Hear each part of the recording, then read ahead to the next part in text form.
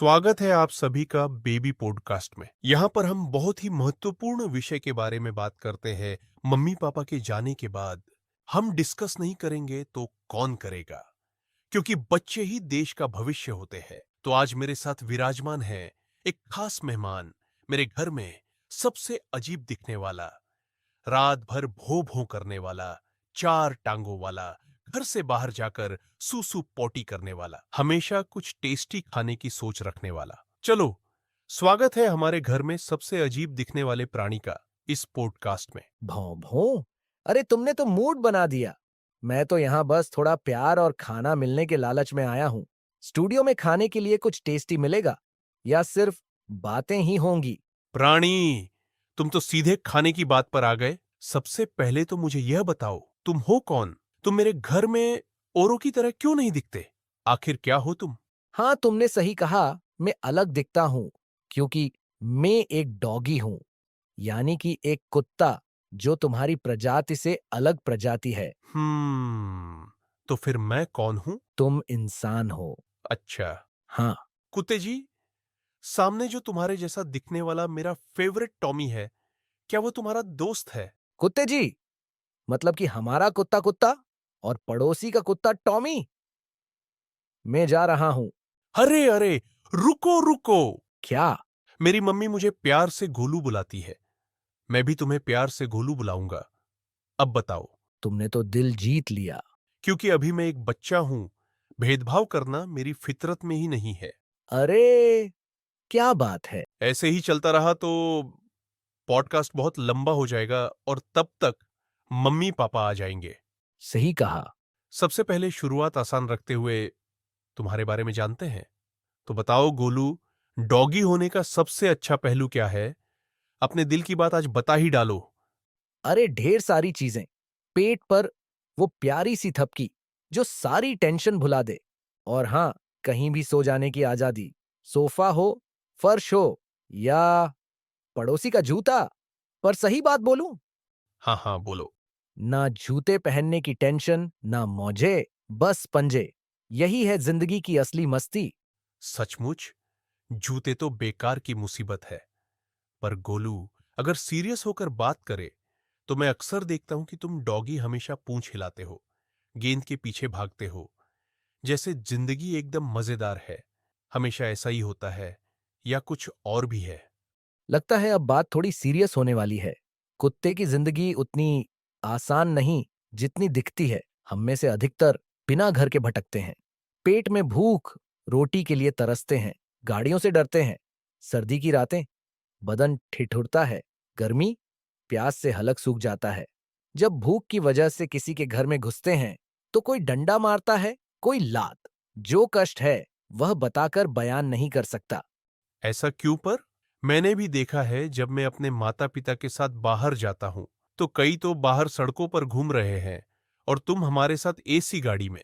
तुम्हें इतनी सुविधा क्यों दी जा रही है? तो तुम क्या चाहते हो? मैं भी सड़कों पर घूमूं? मुझे तुम्हारी मंशा पर शक है। अरे नहीं मेरे यार, तुम तो जानते हो मैं एक बच्चा हूं। भेदभाव, राग द्वेष तो हम में अभी आ ही नहीं सकता। बच्चे मन के सच्चे। हाँ, बिल्कुल सही। चलो अब सीरियस बात पर आते हैं। गोलू, यह सब लेना देना हमारे पिछले संस्कारों से होता है। अगर अच्छे संस्कार, मतलब कि अच्छे कर्म किए थे पिछले जन्म में, तो अगला जन्म सुखमयी होता है, वरना बहुत कष्ट उठाना पड़ता है। और यह कर्म हमें तब करने होते हैं जब हम मनुष्य जन्म में होते हैं। चलो, ये बात तो ठीक है कि अच्छे कर्म करने से अगला जन्म सुखमयी होता है, जैसा कि तुम्हारा है, पर तुम्हारे दोस्तों का नहीं। पर मैं एक बात को लेकर कंफ्यूज हूं किस बात पर? कि तुम भी पिछले जन्म में इंसान थे और तुमने अच्छे कर्म भी किए, ऐसा ही है ना? हाँ। तो उन कर्मों के कारण जीवन तो सुखमयी मिला, सभी सुविधा मिली, पर मिली सब कुत्ते के शरीर में। ऐसा क्यों? ये तो ईश्वर का भेदभाव है। ईश्वर कभी भेदभाव नहीं करता। जो कोई जैसी करनी करता है, वैसा ही फल देता है।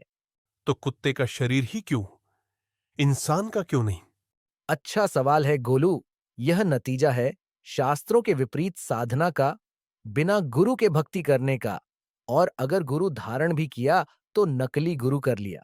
शास्त्रों में यानी कि हमारे पवित्र सदग्रंथ में बताई गई भक्ति विधि के विरुद्ध कार्य करने से ऐसा फल भोगना पड़ता है।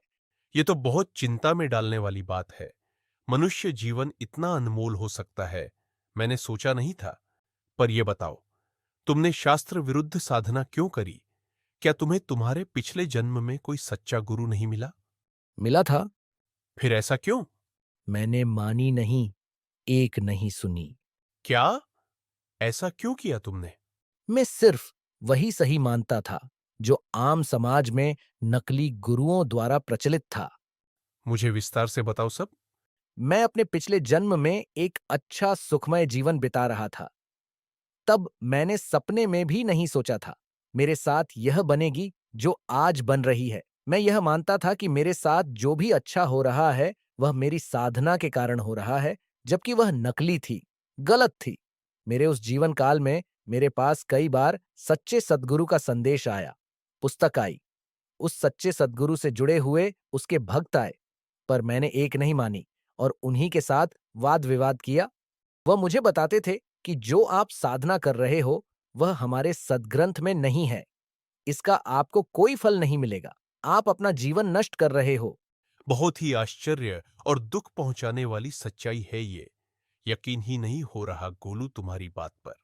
जैसे तुम्हें मेरी बात सुनकर यकीन नहीं हो रहा, ऐसे ही मुझे उस समय सच्चे संत के ज्ञान पर यकीन नहीं हो रहा था। पर अगर तुम सभी धार्मिक पवित्र पुस्तक देखो तो यह मेरी बात बिल्कुल सच पाएगी। विषय बहुत ही गंभीर है। मैं अपने एडिटर से प्रार्थना करता हूं कि वह सभी प्रमाण को स्क्रीन पर जरूर दिखाए। गोलू, ऐसा ना मानना, हमें तुम्हारी बात पर भरोसा नहीं, पर हमारे व्यूअर्स पढ़े लिखे व्यूअर्स हैं। उन्हें प्रमाण दिखाना आवश्यक है, वरना बच्चों की बात पर कौन भरोसा करता है यार। सही कहा गोलू तुमने। और क्या बताते थे वह सच्चे सद्गुरु के शिष्य? वह अपने सच्चे गुरु द्वारा बताए ज्ञान को बताते थे कि यह मनुष्य जन्म अनमोल है और मुक्ति के लिए मिला है, जो कि मैं भी मानता था। वह कहते थे, गलत साधना करके इसे नष्ट न कीजिए। तब मैं सोचता था सब यही कर रहे हैं जो मैं कर रहा हूं, क्या सभी गलत है? उन्होंने मुझे शास्त्र से प्रमाणित भी किया। उन्होंने दिखाया गीता अध्याय 6 श्लोक 16 में कि व्रत रखने से मुक्ति नहीं होती बल्कि कष्ट होता है। पर मैं नहीं माना, देखकर अनदेखा किया। उन्होंने मुझे दिखाया गीता अध्याय 16 श्लोक 23-24 में शास्त्र विरुद्ध साधना से कोई लाभ नहीं है।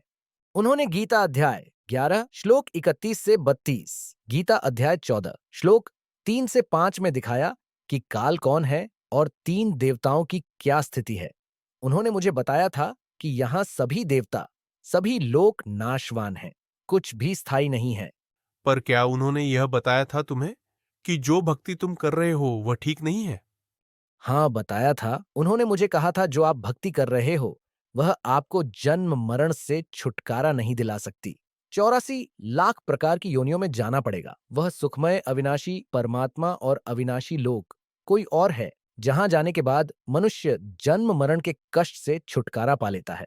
और उस अविनाशी लोक जिसका नाम सतलोक है, वहां सदा के लिए चला जाता है। पर मैंने इतना सब देखने और सुनने के बाद भी उनकी एक नहीं मानी। वह कबीर जी को पूर्ण परमात्मा बताते थे और उनका वास्तविक स्थान सतलोक है, जो कभी नाश में नहीं आता। क्या? कबीर? वही कबीर साहेब जिनकी भक्ति मेरे माता पिता संत रामपाल जी महाराज जी को गुरु बनाकर कर रहे हैं। हाँ, वही कबीर जी। तुम्हारे अच्छी किस्मत को नापने का कोई पैमाना नहीं है। हाँ, मेरे मम्मी पापा सच्चे सद्गुरु संत रामपाल जी महाराज से दीक्षा प्राप्त किए हुए हैं और सतलोक प्राप्ति की साधना कर रहे हैं। और वह भी पुस्तक लेकर जगह जगह लोगों को समझाने जाते हैं। और अक्सर लोग उनका विरोध करते हैं, लड़ाई करते हैं, झगड़ते हैं। उन ना समझने वाले लोगों का भी वही असर होना है जो मेरा हुआ, या इससे भी बदतर, जो कि बाहर सड़कों पर गलियों में आवारा घूमकर मेरे भाई बंधुओं का हो रहा है। ये तो समाज के लिए बहुत बड़ी चेतावनी है। सिर्फ चेतावनी ही नहीं, पूरी तरह से सत्य है, क्योंकि वेदों में भी यही बताया गया है। जैसे कि यजुर्वेद अध्याय नंबर 5 के श्लोक 32 में कहा गया है कि कबीर अंगारी असी, कबीर बम्भारी असी। कबीर ही वह परमात्मा है जो मौत और सभी प्रकार के बंधनों का शत्रु है, अर्थात वह जन्म मरण के बंधन से पल में छुटकारा दिला सकता है।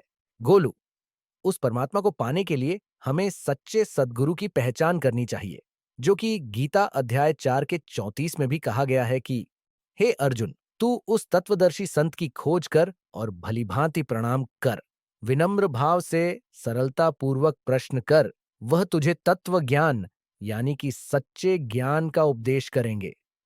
सच्चे सद्गुरु की क्या पहचान होती है? वही पहचान जो संत रामपाल जी महाराज जी की है। जैसे कि? सच्चा सद्गुरु पूर्ण परमात्मा का भेजा हुआ नुमाइंदा होता है। उस पूर्ण परमात्मा का संदेश वाहक होता है। वह सभी शास्त्रों का ज्ञाता होता है। वह किसी भी तरह के पाप को नष्ट कर सकता है और आयु भी बढ़ा सकता है। भक्ति शक्ति और ज्ञान में उसकी कोई बराबरी नहीं कर सकता। उस सच्चे सद्गुरु में और भगवान में कोई अंतर नहीं जानो। वह संपूर्ण धर्मों की वास्तविक सच्चाई निकालकर दुनिया के आगे रख देता है और इसी बात का समर्थन हमारी गीता जी भी करती है। गीता अध्याय 18 का श्लोक 62 में कहा गया है कि उस परमेश्वर की शरण में जा जिसकी कृपा से तू परम शांति और सनातन परम धाम को प्राप्त होगा, यानी कि जन्म और मृत्यु के कष्ट से छुटकारा पालेगा। वह सच्चा सद्गुरु मनुष्य को सिर्फ और सिर्फ मुक्ति की तरफ प्रेरित करता है, उन्हें सभी प्रकार के बंधनों से आजाद करता है, बंधन छुड़वाता है। इसीलिए वह बंदी छोड़ भी कहलाता है। बिल्कुल सही। मैंने देखा है कि संत रामपाल जी महाराज अपने सत्संग में हमेशा इस बात पर जोर देते हैं कि कबीर, मानुष जन्म दुर्लभ है, मिले न बारंबार, तरवर से पत्ता टूट गिरे, बहुर न लगता डार। आज तुम्हारी स्थिति से भी यह बात स्पष्ट दिख रही है और अब मैं यह चाहता हूं कि तुम हमारे व्यूअर्स को संदेश दो इस बेबी पॉडकास्ट के माध्यम से। जब मैं मनुष्य योनि में था तो पूर्ण परमात्मा कबीर जी की एक वाणी अक्सर सुनने में आती थी, वेद कतेब झूठे नहीं भाई, झूठे हैं जो समझे नहीं। वह लोग, वह नकली धर्म गुरु झूठे हैं जो धार्मिक सदग्रंथों को यानी वेद, गीता, बाइबल, कुरान इनको समझ नहीं सके। आज विश्व में एकमात्र सच्चे सद्गुरु संत रामपाल जी महाराज है जो शास्त्र अनुकूल भक्ति विधि बता रहे हैं। उनकी शरण में जाओ और अपना मनुष्य जीवन सफल बनाओ। और अगर मेरी तरह भेड़ चाल में ही चलना है जो मैंने पिछले जन्म में किया, तो रिजल्ट आपके आगे है। हो सकता है आपको गोलू का पॉडकास्ट भी नसीब ना हो। बिल्कुल सही बात है। तो व्यूअर्स, मम्मी पापा के जाने के बाद हम इसी तरह गंभीर विषयों पर डिस्कशन आगे भी करते रहेंगे।